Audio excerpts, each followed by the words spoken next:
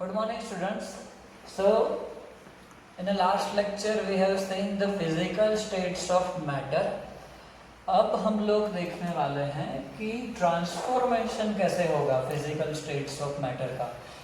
We already know liquid can convert into gas, solid can convert into liquid, और ये तीनों एक दूसरे के अंदर कन्वर्ट हो सकते हैं. बट कैसे होते हैं, क्यों होते हैं, वो हम लोग देखने वाले हैं. तो सबसे पहले आपको देखना होगा कि मेल्टिंग क्या है, बॉइलिंग क्या है. Melting means simply solid to liquid में कन्वर्ट होता है, it is known as melting. Boiling means liquid to gas में कन्वर्ट होता है, उसको हम बॉइलिंग बोलेंगे. सेम वे अगर लिक्विड टू सॉलिड में कन्वर्ट होता है तो उसको हम फ्रीजिंग बोलेंगे, और गैस टू लिक्विड में कन्वर्ट होता है तो उसको हम कंडेंसेशन बोलेंगे और लिक्विफिकेशन ऑफ गैस बोलेंगे. अगर सॉलिड में से डायरेक्टली गैस में कन्वर्ट होता है तो उसको हम सब्लिमेशन बोलेंगे.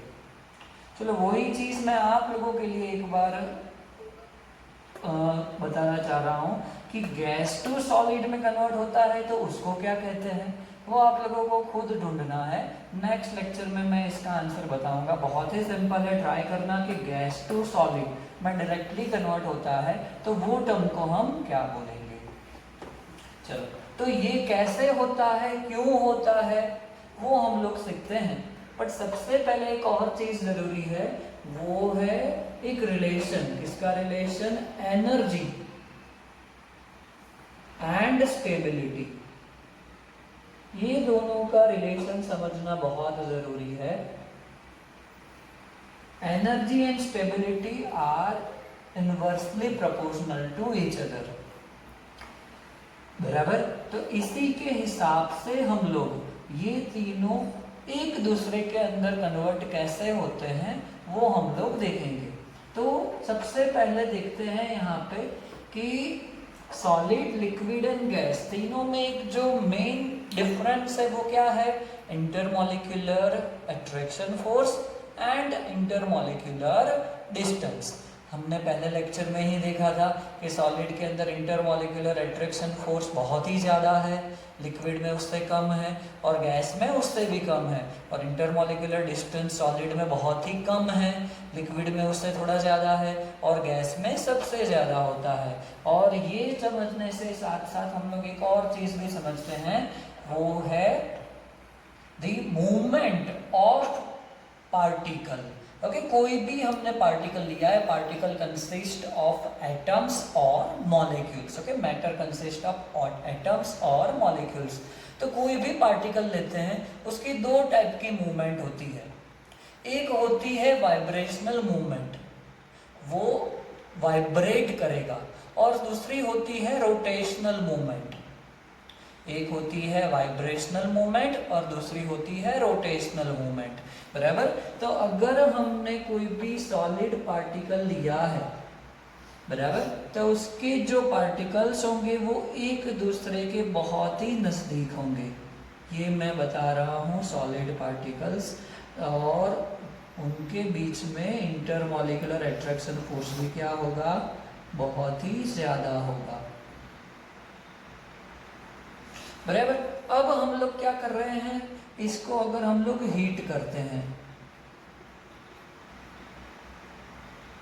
चलो सॉलिड को हमने हीट किया, कोई भी चीज को आप हीट करोगे तो वो क्या करेगा? वो एनर्जी एब्जॉर्ब करेगा.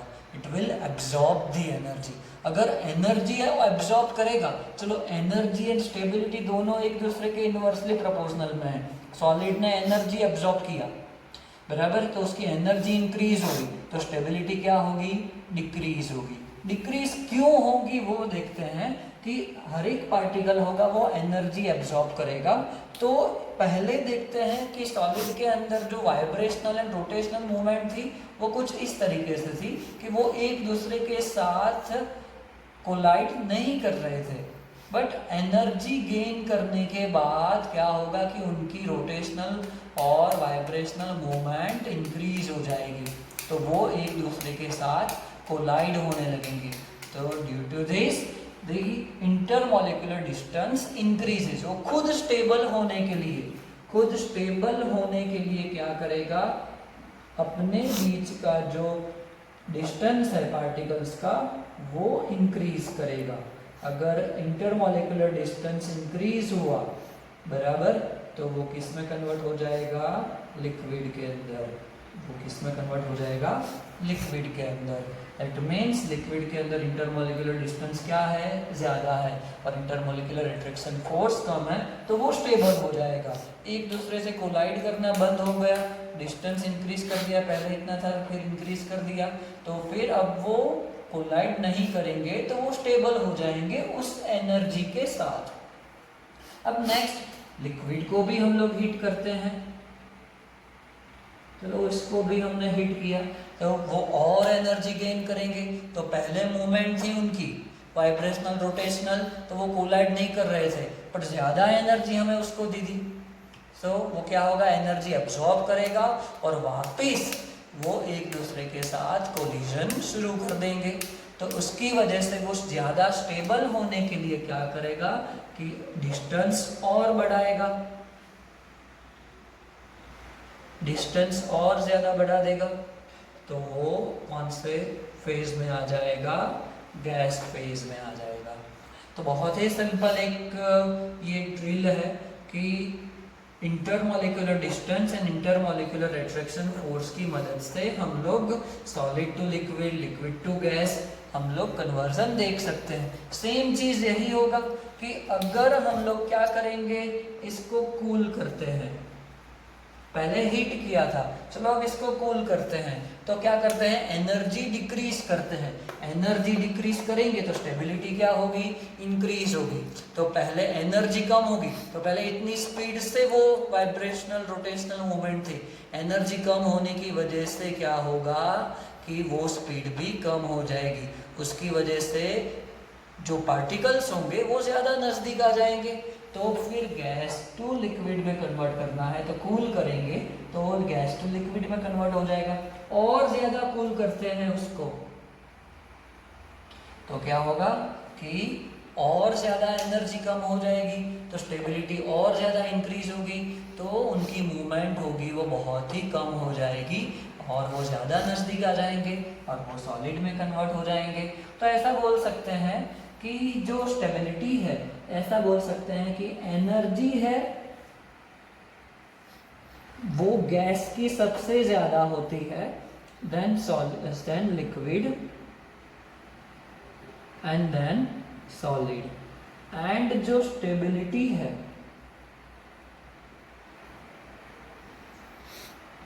सॉलिड की सबसे ज़्यादा होती है then liquid and then gas. और ये भी कुछ एलिमेंट्स, कुछ कंपाउंड्स के अंदर डिफर करेगा, बट जनरली आपको ये पैटर्न देखने को मिलेगा। तो यहाँ पे हमने सीखा कि फिजिकल ट्रांसफॉर्मेशन कैसे होता है, solid to liquid, liquid to gas, gas to liquid, liquid to solid. Next lecture में हम लोग प्योर सब्सटेंस के बारे में स्टडी करेंगे।